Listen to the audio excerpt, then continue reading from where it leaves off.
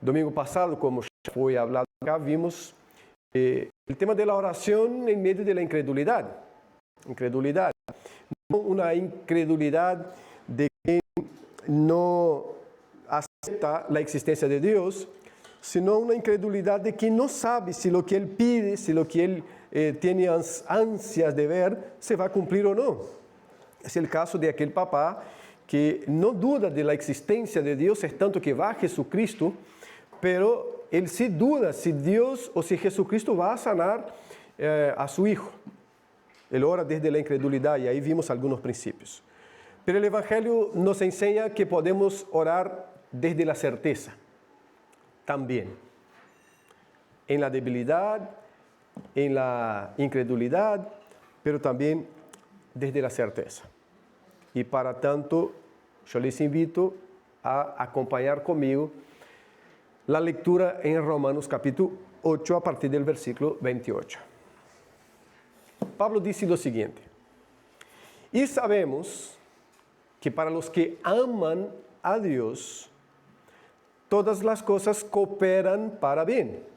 Isto é, para os que são chamados conforme a su propósito. Porque a los que de antemano conoció, también los predestinó a ser hechos conforme a la imagen de su Hijo, para que Él, Cristo, sea el primogénito entre muchos hermanos. A los que predestinó, a esos también llamó; a los que llamó, a esos también justificó; a los que justificó, a esos glorificó. Entonces, ¿qué diremos a esto? Si Dios está por nosotros, ¿quién estará contra nosotros? El que no negó ni a su propio Hijo, sino que lo entregó por todos nosotros, ¿cómo no nos dará también junto con Él todas las cosas? ¿Quién acusará a los elegidos o escogidos de Dios? Dios es el que justifica. ¿Quién es el que condena? Cristo Jesús es el que murió, sí, más aún, el que resucitó, el que además es la diestra de Dios, el que también intercede por nosotros. ¿Quién nos separará del amor de Cristo? Tribulación, angustia, persecución, hambre, desnudez, peligro, espada, tal como está escrito: por causa tuya somos puestos a muerte todo el día. Somos considerados como ovejas para el matadero. Pero en todas estas cosas somos más que vencedores por medio de aquel que nos amó. Porque estoy convencido de que ni la muerte, ni la vida, ni ángeles, ni principados, ni lo presente, ni lo porvenir, ni los poderes, ni lo alto, ni lo profundo, ni ninguna otra cosa creada nos podrá separar del amor de Dios que es en Cristo Jesús, Señor nuestro. Amén.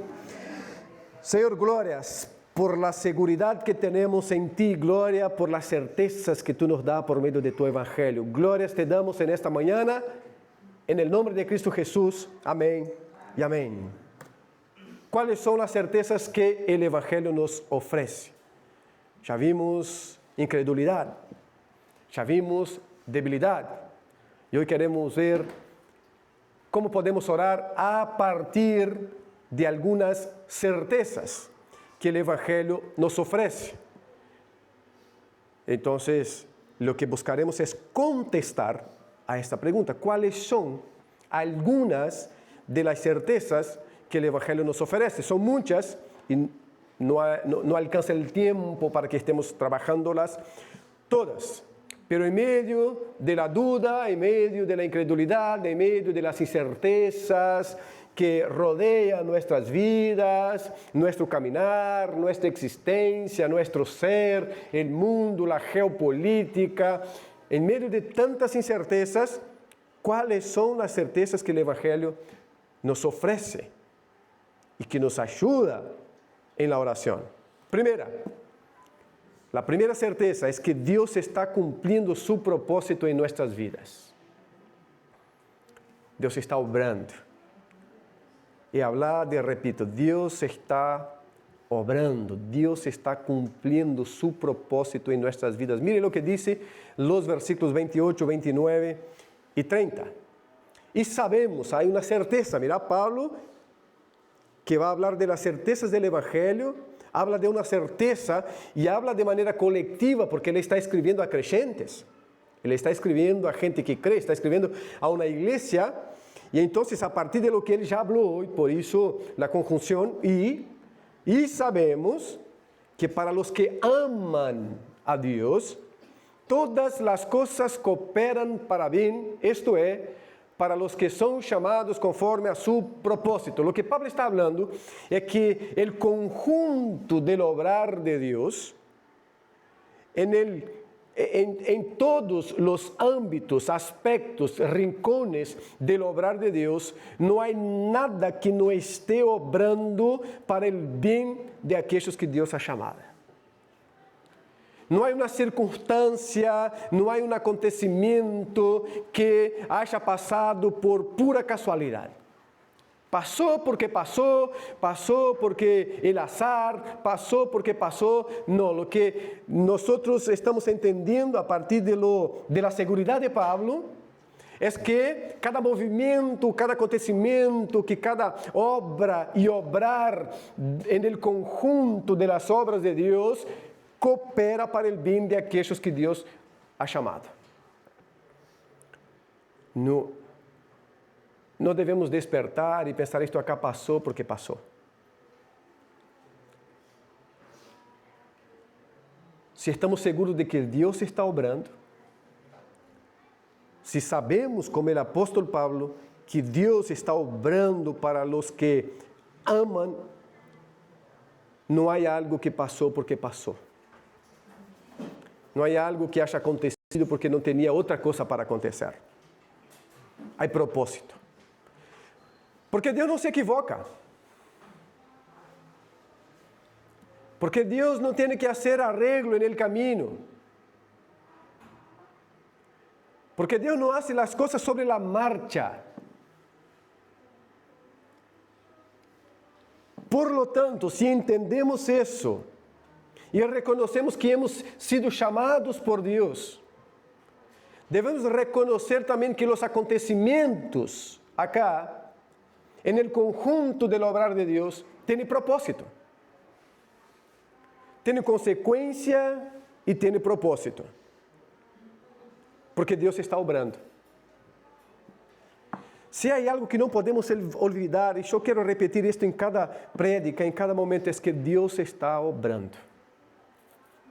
Yo lo que quiero para esta iglesia, además de muchas otras cosas, es que sepamos que Dios está obrando. Porque esto nos ubica en nuestro debido lugar. Quita de nosotros el orgullo y la soberbia de pensar que tenemos que movernos para que Dios se mueva. Al revés, llena nuestros corazones con un gozo de saber que Dios, que se mueve por sí mismo, porque Él es autoexistente, es suficiente en sí mismo, ese Dios nos escogió para movernos en Él y no para moverlo a Él. Quita soberbia. Quita de nosotros el poder. El poder. Porque nunca lo tuvimos. Solo nos autoengañamos como creyentes a veces de pensar que el poder está en nosotros. Cuando el apóstol Pablo dice que es justo en la debilidad que se perfecciona el poder de Dios en nosotros. Porque mientras tanto pensamos que nosotros somos los que estamos moviendo el mundo. Como los relojes antiguos que le daba cuerda para que funcionara y después volvíamos. Y a veces tenemos la concepción de un Dios así. Le voy a dar cuerda. No sé si es bien esa la expresión que damos, pero ¿no? Giramos E aí Deus empieza a funcionar, tac, tac, tac, tac, tac, vai funcionando, tac, tac, hasta que o tac, tac vai diminuindo. E temos que volver nós e novamente energizar a Deus. Um Red Bull, para que Deus tenha alas.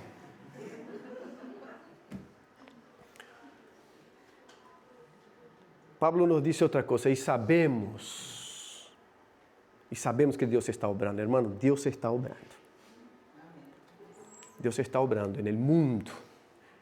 Aí vemos agora toda a soberbia do norte e do sul, porque a soberbia não está geopoliticamente localizada, está acá. E alguns têm poder para fazer com que esta soberbia salga por la piel. Outros não têm. Aí pensamos que todo está fora de controle. E agora o que vou fazer? E agora vou construir um bunker. Porque as coisas se estão ponendo tão feias. E vou comprar todos os papéis higiênicos do supermercado. Tal como a pandemia. Não sei o que fizeram com tanto papel higiênico, pero que casi vaciam os supermercados de comprar papel higiênico. Vou armazenar água. E aí vou comprar água e vou pôr aqui. Por quê? Porque Deus parece que não está obrando. Porque o mundo está nas mãos agora de los gobiernos, de los poderosos de la tierra. Quando miramos Isaías 40, Deus disse, são como gotas em um vale. E Deus sube a vara e diz assim, mira, mi ejército celestial, as estrelas todas, todo isto que miramos, admiramos, Deus disse, eu hice todo, e é meu exército celestial. E por causa de meu poder, eu chamo a cada uma por el nome, e todas obedecem e vêm hasta mim. E aí nos confundimos, a vezes, dada nossa debilidade, dada nossa incredulidade, e pensamos que todo se saiu do controle. Deus está obrando. Esta é a primeira ou uma das grandes certezas que temos no Evangelho. Deus está obrando e cumprindo su propósito em nossas vidas. Então, quando eu vou orar, eu não vou orar para convencer a Deus de fazer sua obra em minha vida. Sabe, me dá descanso, porque senão eu sou uma obra imperfeita. Sabe este homem taxando-se a si mesmo? Não há uma obra de arte que é uma pessoa taxando-se a si mesma, trabalhando assim, está com uma maceta, um martillo, não sei, e está taxando-se a si mesmo. Então já tem a cabeça, já está por acá assim, que está com forma humana, mas toda a outra parte, hacia abaixo, todavia está em uma forma bruta. ¿Por quê? Porque ele se está autoconstruindo, se está taxando a si mesmo. Este é um peso, porque autoconstruir-nos, autotaxar para que seamos alguém, é um peso para nós, porque não podemos. Não podemos. Então, em la oração, eu me regocijo ante a presença de Deus, que está cumprindo su propósito em mim. En el Deus que me ha dado uma identidade, que eu não necessito autotaxar-la, trabalhar-la, para que eu pueda ser alguém. Pode ser alguém.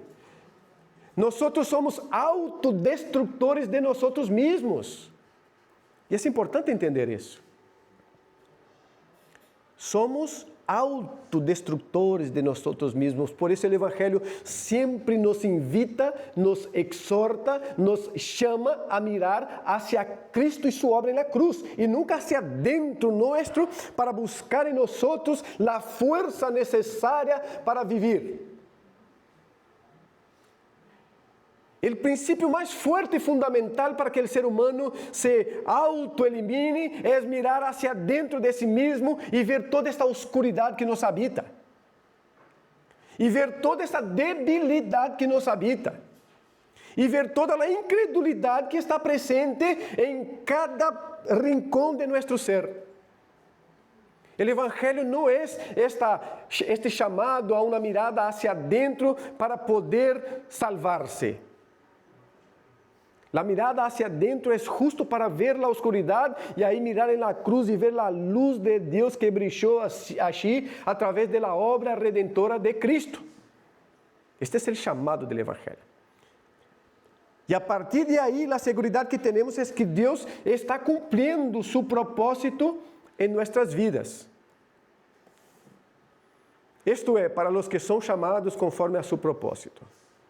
Porque a los que de antemano conoció, y ahí habla de todo el proceso. Y mira qué proceso hermoso. Porque los que de antemano conoció, también los predestinó.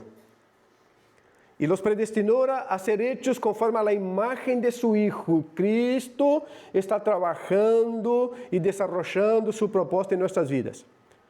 Para que Él, Cristo, sea el primogénito entre muchos hermanos, el que tenga la primacía. La palabra primogénito en la Biblia muchas veces asume no el lugar de primero. Porque en el caso de Cristo deberíamos también asumir que Cristo es la primera criatura de Dios. Primogénito en la Biblia muchas veces significa primacía, el que tiene la primacía sobre todo, sobre todo. Y Cristo sí es el primero de esta resurrección en la familia de Dios y que resucitó para no volver a morir, pero Cristo es el que tiene la primacía porque Él es Dios. Cristo no vino a la existencia, sino que Cristo es autoexistente con Dios desde siempre. Entonces también los predestinó a ser hechos conforme a la imagen de su Hijo. Acá tenemos propósito. Entonces tenemos elección y tenemos propósito. Y el Dios que nos conoció de antemano, que nos predestinou para ser hechos conforme a la imagen de su Hijo. Y por eso podemos afirmar con toda certeza que el Evangelio nos da que Dios está cumpliendo su propósito en nosotros, porque nos está transformando a la imagen de su Hijo. Y no fuimos transformados aún. Cristo no se maneja con la ira que nos manejamos. Cristo no se maneja con los celos que manejamos. Cristo no se maneja con la hipocresía que nos manejamos. Entonces no estamos convertidos a la imagen de Jesucristo, con la misericordia que Cristo tiene, con la autoridad que Cristo tiene. Entonces Dios está cumpliendo su propósito, conforme a la imagen de su Hijo, para que Él sea el primogénito entre muchos hermanos. Y ahí a los que predestinó, a esos también llamó, vino. Un día Dios golpeó tu corazón y te trajo. El Espíritu Santo aplicando la salvación. Te trajo, te sacó de donde estaba. Moralmente mejor, moralmente peor, todos en la misma bolsa, perdidos. Y ahí Cristo llamó. Entonces, a los que predestinó, esos también llamó. No dejó la obra inconclusa. Mira, hizo una promesa, predestinó y se olvidó. No, porque Dios está obrando. Entonces, como Dios está obrando, Él conoció, Él predestinó y Él llamó. Y ahí venimos. Venimos a su presencia, estamos en su presencia, porque Dios nos llamó. No fue porque te arrodillaste y empezaste a orar, Señor, Señor, Señor, Señor, Señor. No, es porque no tenía vida espiritual para hacer eso. No tenía angustias, pero no vida espiritual. La vida espiritual llega a nosotros cuando Dios nos llama, es el llamado eficaz de Dios. E aí entendemos nossa condição de pecadores, e aí entendemos a obra de Cristo, ou por lo menos que necessitamos a Cristo para a salvação, e venimos. E aí a los que chamou, a esses também justificou. Nos hizo justos. É processo jurídico involucrado nisso. Eu tinha uma deuda, não la podia pagar, pero Deus la pagou por meio de Cristo em sua obra na cruz e me justificou. De maneira que esta deuda já não está sobre mim, eu não devo mais. Me justificou. Justificou quando eu não orava. E aí eu decido fazer uma série sobre oração e parece que estou incentivando a não orar. Não tem que ver com isso, só quero que tenhamos esta segurança do Evangelho, que a oração não é essa coisa que vamos fazer para mover a Deus. Mira todo o movimento que temos acá, antes que nós supiéramos quem éramos nós. Mira como Deus já estava involucrado em toda a sua criação e em todo o seu projeto, antes que eu abriera a boca. Entonces a eso llamó y a los que llamó justificó, y Pablo, desde la certeza que tenía, mira qué interesante, él dice, a los que justificó a esos también glorificó. La certeza es tal que nosotros que estamos acá sabemos que la glorificación es algo futuro, que no pasamos por ella todavía.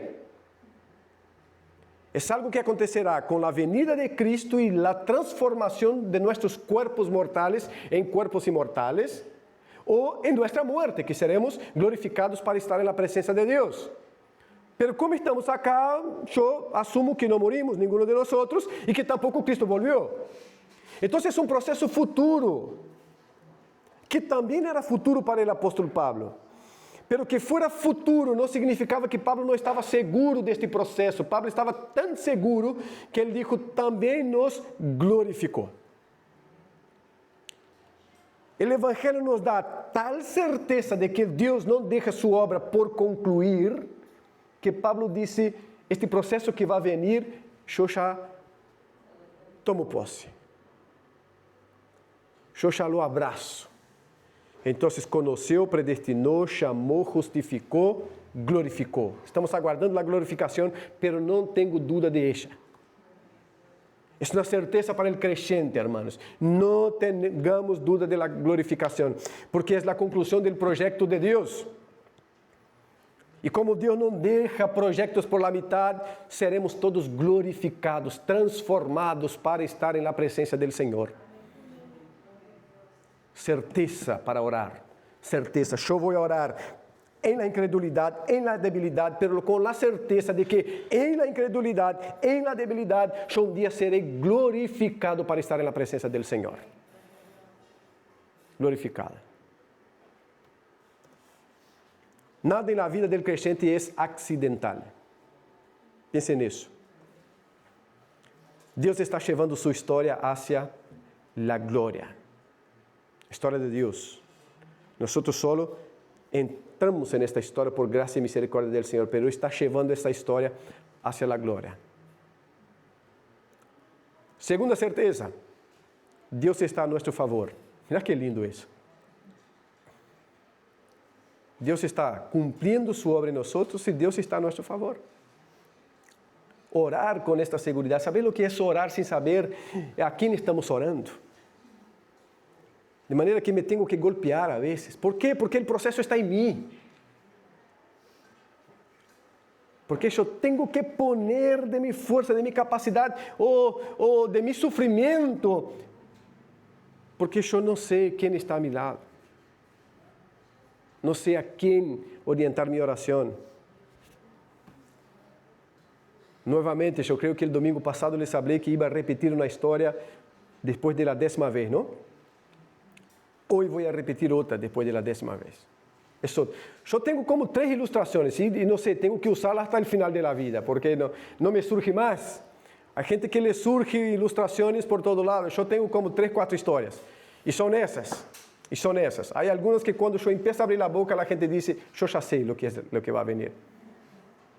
Bem, pero essa de saber a quem oramos e saber que Deus está a nosso favor, é importante porque há uns anos, quando nós vivimos acá a primeira vez, no ano 2006, começamos uma peregrinação. Nossa primeira casa estuvo em Lomas de Solimar. Então, aqui vivimos 6 meses. Luego de 6 meses, nos mudamos para o límite entre Salinas e Marindia, por la calle Tero. Essa semana com nostalgia venia de achar, passei em frente à casa onde vivíamos aí. A ver se me gustam estas coisas. E passava em frente outra vez. Cacheteiro. E aí vivimos outros 6 meses.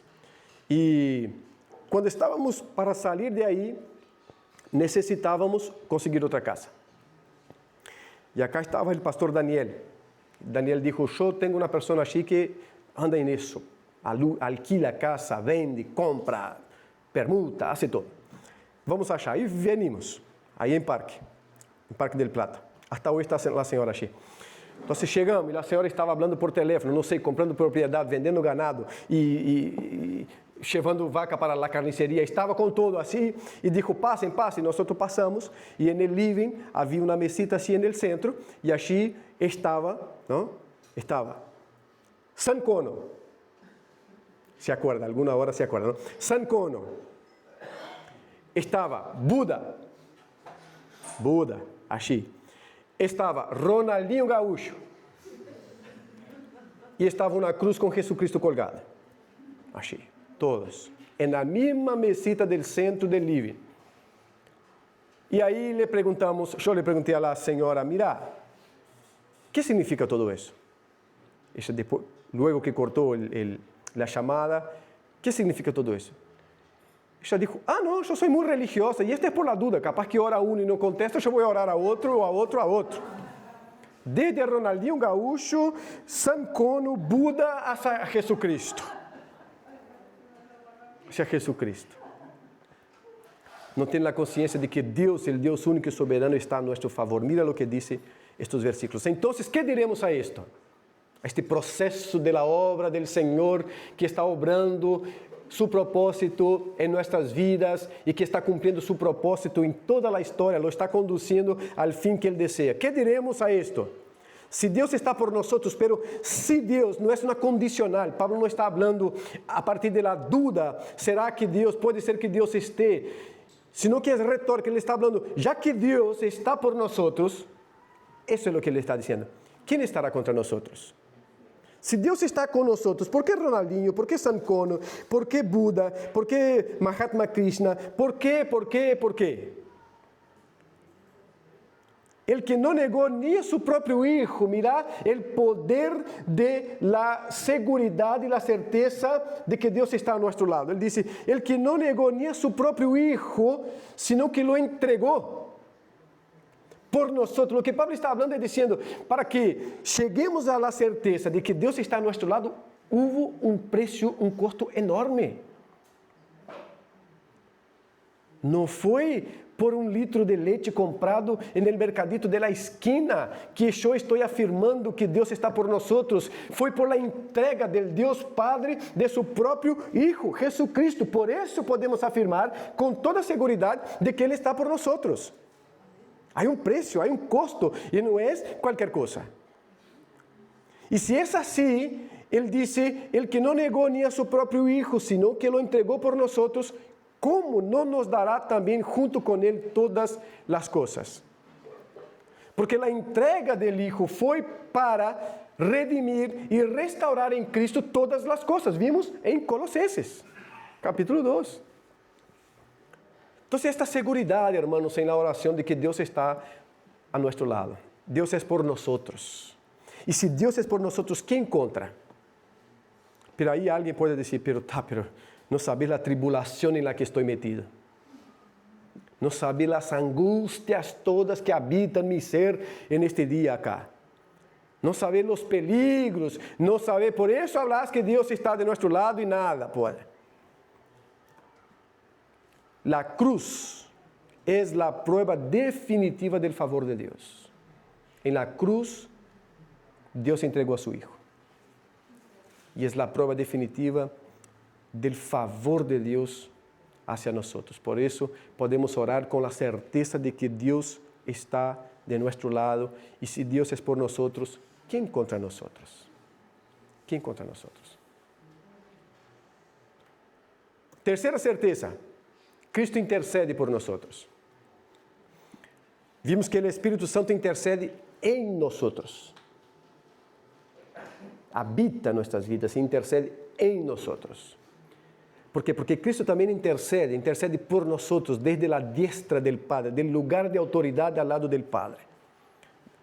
Versículos 33. ¿Quién acusará a los escogidos de Dios? ¿Quién puede levantar la voz y acusar a los escogidos de Dios? ¿Y por qué no puede? Porque fue por la obra de Cristo que fuimos justificados y no por la nuestra. Nuestras obras dejarían brechas para que cualquiera nos acusara, para que cualquiera levantara la mano y la voz contra nosotros. Pero como nuestra justificación se produjo por causa de la obra de Cristo, y la obra de Cristo es perfecta, no ha dejado brecha para que nadie diga que no es perfecta, entonces Pablo dice, ¿quién acusará a los escogidos de Dios? ¿Por qué? Porque Dios es el que justifica. Si hubiese hablado así, mira, el pastor lo justificó. Y ahí uno diría, pero ¿quién es el pastor que necesita justificación y está justificando a la gente? No, el papá lo justificó, pero ¿quién es el papá que necesita justificación y está justificando a la gente? Pablo va a lo correcto y dice, no se puede levantar acusación contra los escogidos de Dios, porque Dios es el que justifica. Y si Dios, que es el soberano del universo, el creador y todo lo demás que ya sabemos, justificó, ¿quién puede levantar la voz contra Dios y decir, ¿por qué lo justificaste? ¿Quién puede preguntar, quién eres tú para justificar a este pecador? Certeza que tenemos. Somos justos. No somos perfectos, somos justos. Es el proceso legal, jurídico que se da en nuestras vidas por causa de la obra de Cristo. Somos justos. Practicamos injusticia. Quiero dejar estas cosas bastante. Practicamos injusticias aún. Pero en lo que concierne a la salvación, en lo que concierne a la presencia nuestra, en la presencia de Dios, somos justos. Porque Dios nos justifica. ¿Quién es el que condena? ¿Quién puede condenar? ¿Cristo es el que murió? Sí, más aún, el que resucitó y el que además está a la diestra de Dios y que también intercede por nosotros. Mira la obra, cómo Dios está obrando en nuestras vidas. Certeza.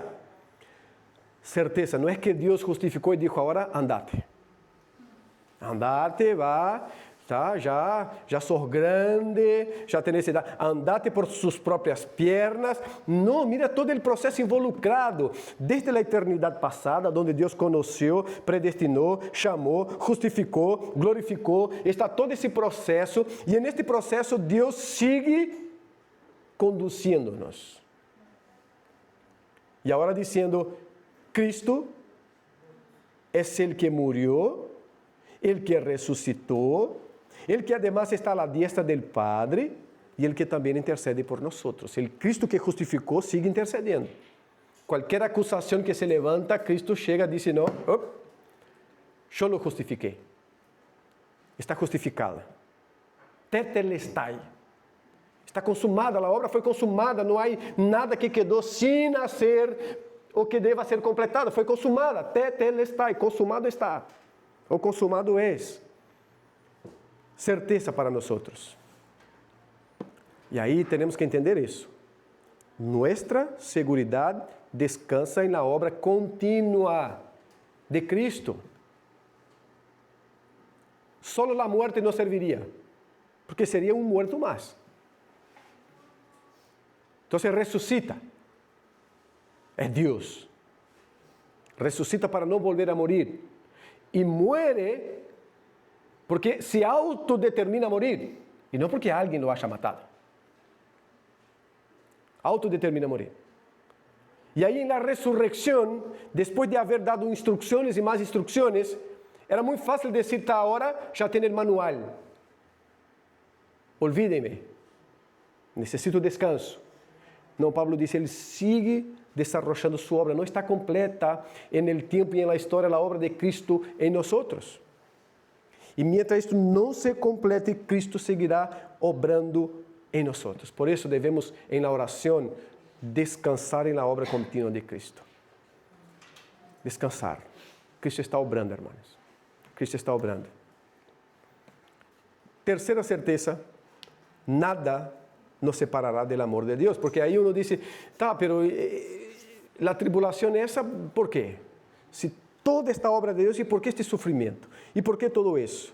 Y ahí Pablo no entra a justificar el sufrimiento porque él ya justificó anteriormente. Él dijo, todos pecaron y están separados de la gloria de Dios. El sufrimiento es fruto directo del pecado. La muerte física es fruto directo del pecado. Y él ya vino hablando, tratando todo eso en los capítulos anteriores. Toda esta cuestión. Entonces ahora él no entra a justificar el sufrimiento o a decir que la obra continua de Cristo nos quita el sufrimiento, nos quita la angustia. No, nada de eso. Ele só disse que aqueles a quem Deus conheceu, predestinou, chamou, justificou e glorificou. Ele disse que estes, não há nada que aconteça cá na terra, em los cielos, bajo la terra, en el lugar que fuere, pode separar del amor de Deus que está em Cristo Jesús. Versículo 35. ¿Quién nos separará del amor de Cristo? Aí ele empieza a nombrar algumas coisas. A tribulação, quem não tem tribulação? Todos, então todos se identificam. E Pablo não disse, não, o amor de Cristo nos livra da tribulação. Ele disse, não, hermanos. A certeza do Evangelho não é que não tendré tribulação. Não é isso. A certeza do Evangelho não é que não tendré angústia, persecução, hambre, desnudez, peligro, espada. Esta não é a certeza que o Evangelho dá. Não. Tal como está escrito, Pablo chama a Escritura do Antigo Testamento para dizer que por causa de Cristo somos puestos à morte todo o dia, que era o que lhe passava a ele, principalmente. E há crentes e mais crentes no mundo que são assassinados e postos à prova todos os dias. Somos considerados como ovejas para o matadeiro, sem poder de reação, sem força para reaccionar. Pero em todas estas coisas, em meio de estas, sofrendo isso, persecução, angústia, pruebas, tribulação, hambre, desnudez, peligro, espada, não. Em todas estas coisas somos mais que vencedores por meio de aquele que nos amou. Certeza do Evangelho, nada pode separar-nos do amor de Cristo, porque estou convencido, mira a segurança que tem o apóstolo. Estou convencido, ele arrancou o versículo 28 dizendo, porque sabemos. E agora novamente ele diz, estou convencido, não tenho dúvidas de isso, é uma certeza que me dá Deus. Estou convencido de que nem a morte, nem a vida, nem ángeles, nem principados, nem o presente, nem o porvenir, nem os poderes, nem o alto, nem o profundo, nenhuma outra coisa criada nos poderá separar do amor de Deus, que é em Cristo Jesús, Senhor nuestro. Glória seja dada ao nome do Senhor. Certeza em la oração. Isto dá vigor a nossa alma de saber que aún a muerte não me pode separar do amor de Deus. As tribulações me produzem sofrimento, dolor, angústia, pero não produzem ruptura entre minha vida e o amor de Deus, porque assim estou seguro. A morte física produz separação física, pero não é capaz, não é mais poderosa que Deus para separar-me do amor de Deus. Seguridad del creyente al orar y al no orar. Nosotros pertenecemos a Dios por causa de la obra de Dios. Dios nos ha llamado, Dios nos ha conocido, predestinado, chamado, justificado y glorificado, que es un proceso que esperamos, pero glorificado. Y toda esta obra que se da en Cristo Jesús sigue desarrollándose de tal manera que no importa que el mundo caiga y se derrita, no puede separarnos del amor de Cristo. O del amor de Deus que é em Cristo Jesús, nosso Senhor. Seguridade para orar. Já hablamos acá e quero repetir, sempre quando nós creemos em lo que creemos e temos fé em la fé, nós padecemos. O chamado do Evangelho não é para ter fé em la fé. Eu creio porque a fé é um instrumento poderoso. Não, eu creio porque Deus é poderoso e minha fé em la debilidade, em la incredulidade e em la fortaleza descansa nesse Deus poderoso. Porque vai cambiando nossa mente, vai cambiando nossa maneira de ver a Deus e ver a sua obra. E vai cada vez divorciando, ou por lo menos separando as coisas e colocando cada uma em seu lugar, é decir, eu descanso em la obra de Deus através de Cristo Jesus e não em minha fé. El que descansa em sua própria fé desmacha. Porque tal como hablamos aqui, fé em la fé é misticismo. É casi lo mismo de prender uma vela e fazer qualquer coisa alrededor de ella crescendo, ou poner Ronaldinho junto com Buda e Santo Ono. Este é misticismo. A fé descansa em Deus e em sua obra. E a fé que descansa em Deus e em sua obra reconhece que em um mundo caído, tribulações, desnudez, peligro, espada, muerte, todo isto passa. Pero há uma coisa que não passa.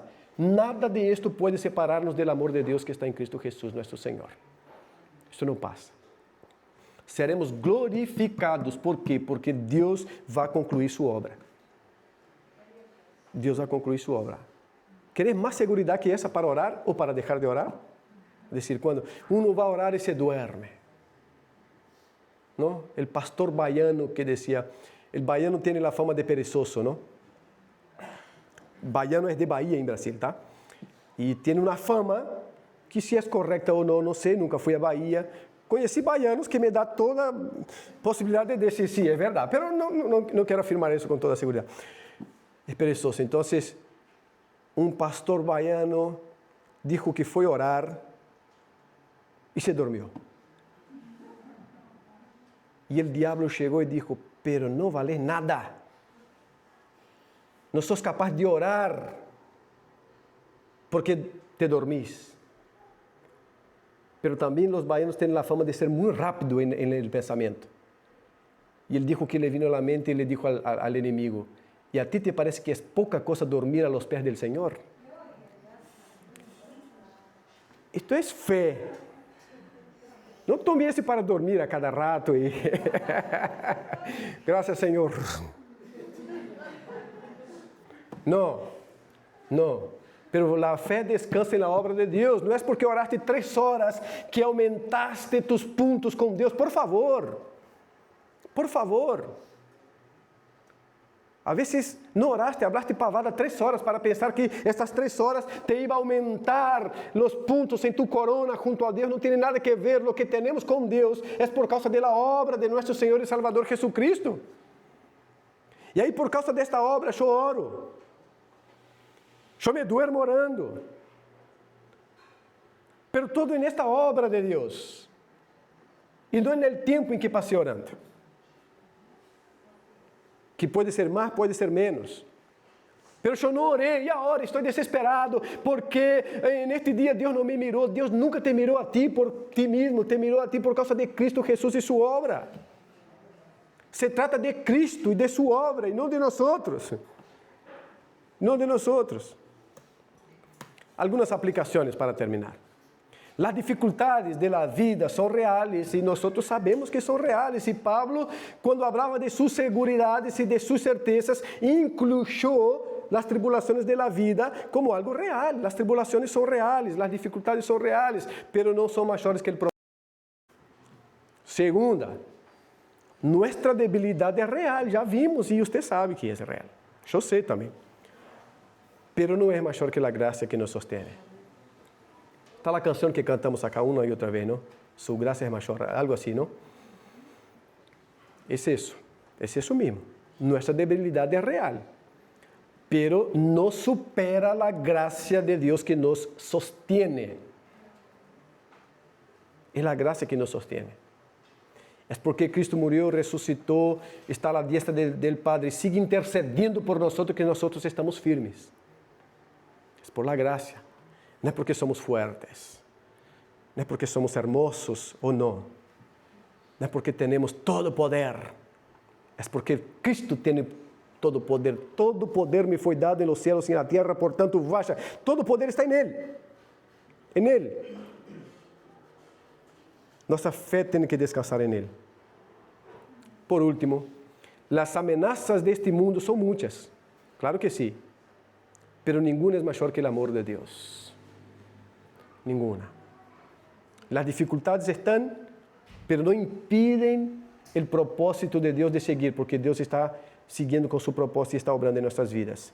La debilidad es real, pero la gracia de Dios es mayor, nos sostiene, nos mantiene vivos y nos va mejorando y nos va conduciendo cada día. Las amenazas son reales, pero ninguna supera el amor de Dios en Cristo Jesús, nuestro Señor. Amén y amén. En esta mañana, entonces, ¿en qué debes descansar? Volver a tu casa descansando en qué? Hoy estoy bien porque fui al culto. Qué bueno. Es bueno verlos cada domingo.